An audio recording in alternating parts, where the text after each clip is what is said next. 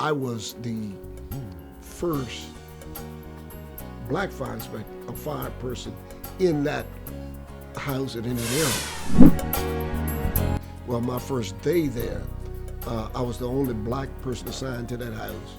When I walk in, nobody spoke. I spoke and said good morning, nobody said nothing. And I knew then that it was gonna be a long day. Couldn't eat with them. So what I did was either bring my meal or I called my wife at home and I bought my food in and I cooked it. And I ate my own meal separately. I came out number 1 on the test, he came out number 2, and they accused us of cheating. We walked all around and marched all around and get y'all guys those eager writing. You come in here and write me up. People would second guess you and didn't think that you should be where you are or knew what you knew. And she called me, she says, hey boy, and, let me tell you something. I knew I was saved, but something set me on, boy. You had always prove who you were, what you knew. And those were the things that we'll do, and we just had to stay there and pave the way for somebody else to do it.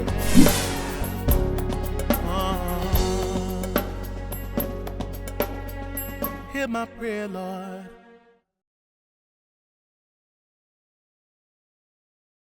Well, when I was in Petersburg and I got married, my wife, I was going back and forth to work from Richmond to Petersburg every day for 5 days a week. And I said, no, I need another job. And so I saw the advertisement in the newspaper about firefighters. So I decided that I'm going to apply for it, and I did. And therefore, they hired me. I didn't know who was on the fire department at that time, but I also, later on, I understood that there was a black fire company that had 5th and Duval, but it was all black. They had not integrated. They had not spread out throughout the whole fire bureau at that time. But that I didn't know until after I came on board as a fireman. And then that's when I found out that they had this fire company that was on 5th and Duval. But what happened was, 2 firemen, they went to a scene where they had to go and they had some gas that was in a hole that they went down in the hole, and 2 of them died down there. And so what they did from that, they split them up and started integrating, because at that time people were talking about integration and, so he decided they're gonna move people into the different firehouses, black folks in different firehouses. And so when they hired me, they sent me to Laura and Cumberland. It was more for the white section of town and poor white folks down in that area. I was the first black fire inspector, a fire person in that house and in that area. And it was quite an experience going there for the first day. So when I went there on my first day, and which was a 24-hour day. You stay in the engine house for 24 solid hours, then you get off the next day. Well, my first day there, I was the only black person assigned to that house. And when I walk in, nobody spoke. I spoke and said good morning, nobody said nothing. And I knew then that it was gonna be a long day. And so from that, I began to realize that I'm gonna have to either endure some things. And so what I did basically after that was, after I talked to the captain sat down and talked to me and told me that he's gonna tell me my job and everything gonna be job related. As far as socializing, there won't be none of that. I said, fine, no problem. So that's when I knew I bought me a bunch of books from home and studied. And I just kept my head in the book.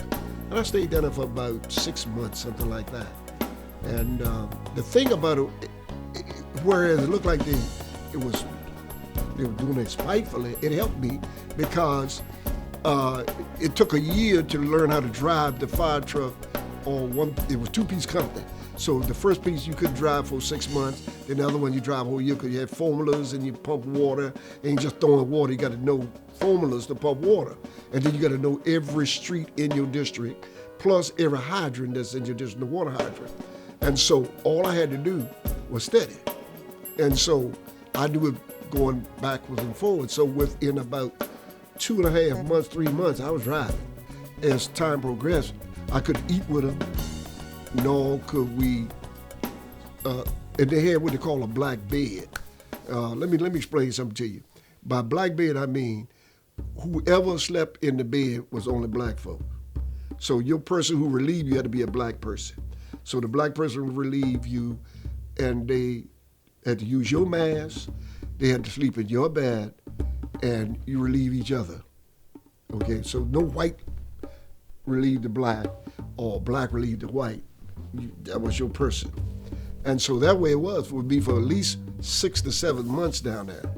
And so that I knew, that I knew that I had to deal with. And so that's what I dealt with. And so after a while, about 6 to 8 months, there was another engine company that had an opening, and they wanted somebody of color to come up there. So they knew me because I'm being there for 6 months. They decided they're gonna get one they can trust.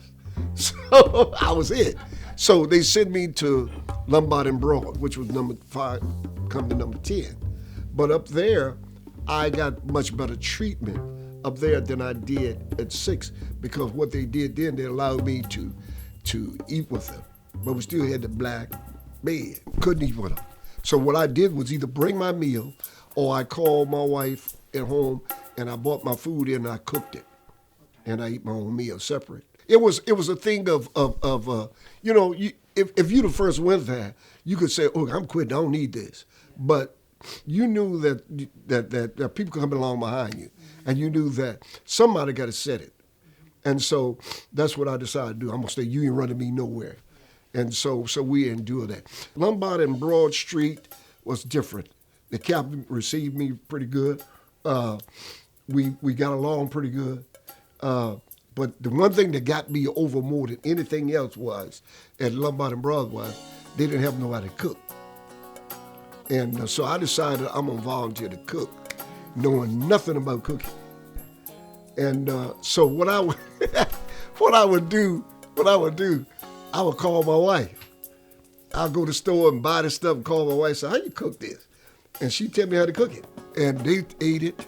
And one thing about being a cook, you had to clean no equipment. You had to do none of that stuff, You got to know what equipment is on the fire truck. You got to know on a fire truck, even at nighttime with no lights, you got to be able to find a piece of equipment without walking all around and trying to hunt for it.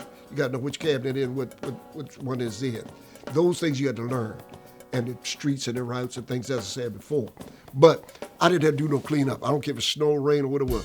I just sat there on the desk, listen, wait for the phone call while they clean up.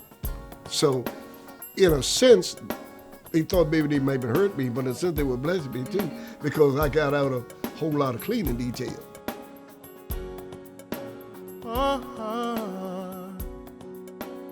Hear my prayer, Lord.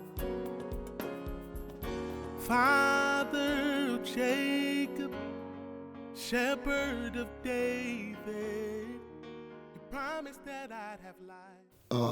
When the job came open for fire inspector, 8 years, I was in the firefight, and then the job came open, and they had no blacks in the fire prevention. And so I applied for that. And when the first time I applied for it, I didn't get it. And what happened was they had another guy they put in there. So I told the captain, I told the chief, I said, listen, y'all put him in there because he was white. And so I said, no, he won't smart than I was. And I knew he didn't have it up here. So they said, no, ain't nothing like that. And then they went on talking he had a bad back and all. I said, okay. And so we went on with that. Then when the next opening comes, they told me this, and this is true. You don't have to reapply for the position. We're gonna give you the position, but we gotta announce it. You know what I'm saying? Put it on the bulletin board. But you already got the job. I knew I had the job before they put it on the bulletin board. And that's how they did things then. And so when I got the job, I went into fire prevention. And so I had to go to fire prevention school. I went up to arson investigation school in Washington, D.C. And that was another experience too, because we were in a class of about 300-400 people, and it was 2 blacks in that class. And the thing that was so unique about that class was when we took the test, I came out number 1 on the test, he came out number 2, and they accused us of cheating. And so I asked him, I said, well, how are we going to cheat? I'm in the front, he said way back in the back. I said, tell me how we're going to do that. So they never figured that one out. But they just figured like 2 black people couldn't have come 1 and 2, or all these folks. And my first fire inspection station or duty area was Church Hill, East End. And my first experience in the East End was the fact that I had to inspect all the businesses. And being the first black fire inspector, and folks weren't used to seeing somebody come in there. And usually the fire inspector, when he come in, he come in unannounced. You don't come in and say, I'm coming to you Tuesday. You go in. And so I went in, and I went into a pawn shop down on Main Street. And this guy had some of the violation and it wasn't funny. So I wrote him up about a 2-page violation. So I left. And so next thing I know, the chief was calling me and told me, come to the office. And I said, man, I done something wrong. I don't know what I done. The chief calling me. So I go up to the office, and the chief told me, said, come in my office. He carried me into his office, closed the door. He said, you just left in the name of the pawn shop. He said, you just left there? I said, yeah. He said, now what I want you to do, I want you to go back down there and find some more wrong. I said, well, why? I just left there. He said, no. He said, because this man called me and asked me, did I have to do what that nigga said? And he said, yeah, you going back down and find some more. So I had to go back down there. And he was upset he saw me again. But that was some of the experience, right? And other experiences was even among our own black people. When I came in to make inspection, one of them told me, say, well, listen, we walked all around and marched all around and get y'all guys those eager right. You come in here and write me up. I say, hey, look, man, I'm just doing my job. Actually, he was in so many violations. If his place had a caught a fire, he got burned up in there. You see what I'm saying? So he didn't realize I was really doing him a favor by letting him know that he was in a dangerous situation. But hey, that's some of the things you deal with, you know. And then people always second guess you. Do you know what you're talking about? I guess one of the times when I got really most upset in my whole time of being in the fire department was I was in Tall Hammers at that time downtown and making inspection and going around. And this real old white lady had a bunch of clothes, and she called me. She said, hey, boy. And let me tell you something. I knew I was saved, but something set me off, boy. And I asked her, I said, who are you calling a boy? She said, come on, take this stuff out to my car. I said, you look at my uniform. Do I look like a boy to you? And she looked at me like she was shocked, you know. But the point was, people would second guess you and didn't think that you should be where you are or knew what you knew. But those kind of things that we had to endure, we were in the fire department. The same thing with when other blacks would go into other houses. It was the same kind of thing, you know. You had to always prove who you were, what you knew. And those were the things that we endure, and we just had to stay there and pave the way for somebody else to do it. And now it's a whole different outfit. I mean, it's different all the way around. When they had black chiefs and everything else, but that was definitely an experience that was a tough experience for me anyway. And let me share this with you. When I got ready to resign to go full-time in ministry, the chief told me, he said, listen, matter of fact, he told me, he said, you're going at the wrong time. You got a recession coming on and this and that.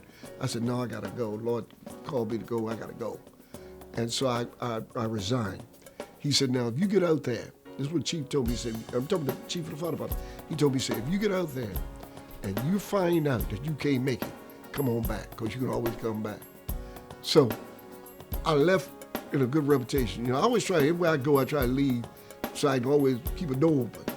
You know, not that I'm looking to go back, but the point is, people approve of what you've done, you know. Yeah, you got to find favor when you go. But that's about what it was, you know, with me. And so that's what we would have get. My proudest moment is being able to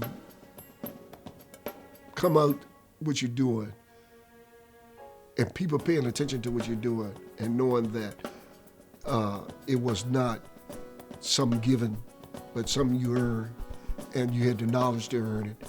And the people coming behind you will have the same kind of privilege. And that's what made me proud of what I was doing.